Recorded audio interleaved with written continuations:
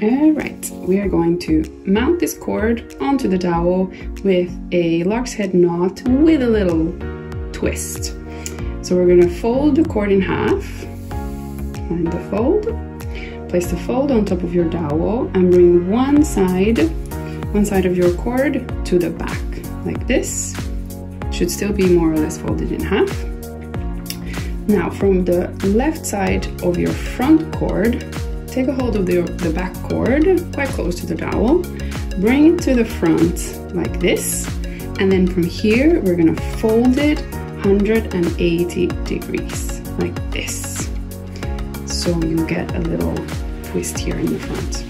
We're going to keep on holding to the same spot, bring it to the back and bring the twist to the front, more to the back, and then we're going to slip these two cords through the little loop.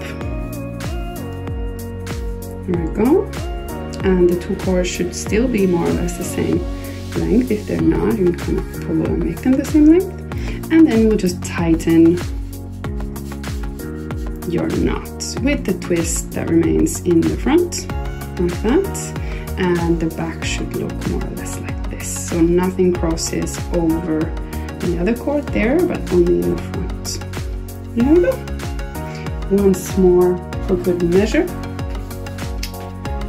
Folding the cord in half, finding the fold, slipping one side of the cord to the back, making sure that they're still the same length.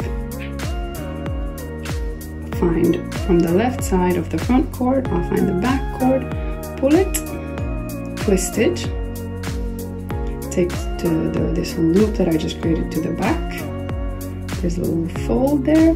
We're gonna loop these cord ends through it and tighten. And let's see what happens here. Yes, they're more or less the same length. It's very good. And we can move this one next to the other one.